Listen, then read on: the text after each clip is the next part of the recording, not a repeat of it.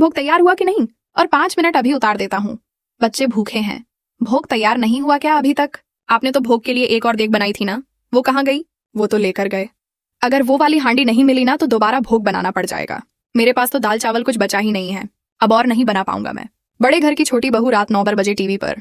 अब अहाना उसके नियंत्रण से बाहर जा रही है। वह चाहता है कि अहाना केवल घर और बच्चे तक सीमित रहे, लेकिन अहाना पहले जैसी नहीं रही। अब उसके पास अपनी सासू माँ का समर्थन है और वह जानती है कि उसे अपनी जिंदगी खुद बनानी है। अर्जुन के दिल में कहीं ना कहीं डर बैठ जाता है कि अहाना अब उसे नजरअंदाज कर देगी, इसीलिए वह अहाना को रोकने की कोशिश करता है।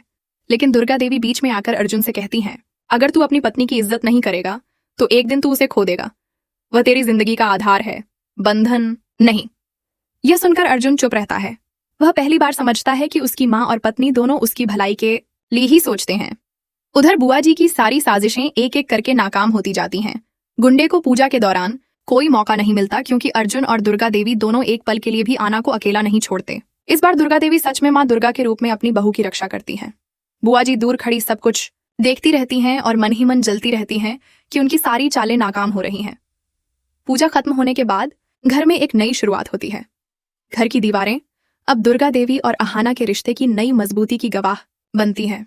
अब कहानी आगे बढ़ती है, जहां अहाना अपने बच्चे के साथ साथ अपने सपनों को भी पूरा करने की राह पर निकलने वाली है। अर्जुन धीरे धीरे बदलने लगता है, लेकिन क्या वह सच में सुधरेगा या फिर अपनी पुरानी सोच में ही फंसा रहेगा? यह देखना आगे की कहानी में बेहद दिलचस्प होने वाला है, क्योंकि अब बड़े घर की छोटी बहू केवल बहू नहीं बल्कि पूरे परिवार की शान बन चुकी है और माँ दुर्गा के आशीर्वाद से वह हर मुश्किल का सामना करने को तैयार है। दुर्गा माँ के विसर्जन के दिन अहाना ने दी सबके सामने बहुत बड़ी खुशखबरी।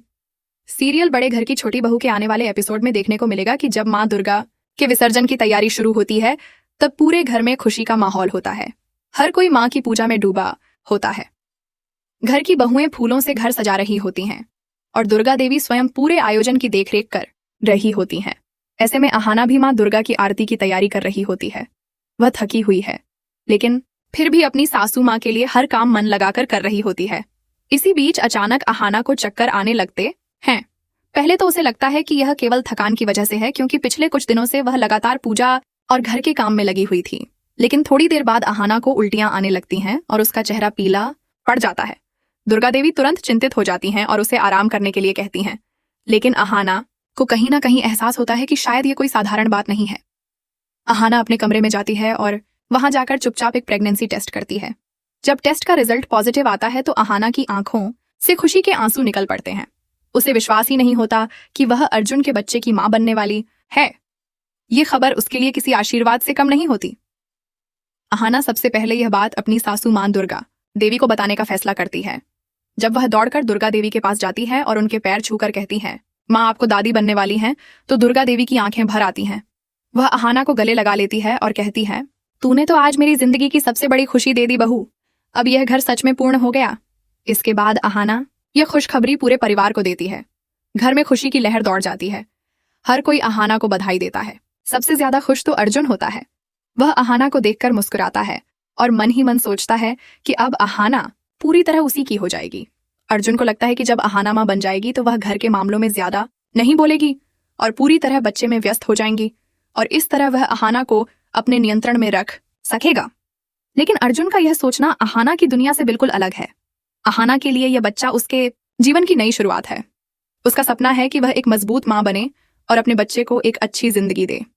वहीं दूसरी तरफ बुआ जी और पोटलू को यह खबर सुनकर बहुत गुस्सा आता है।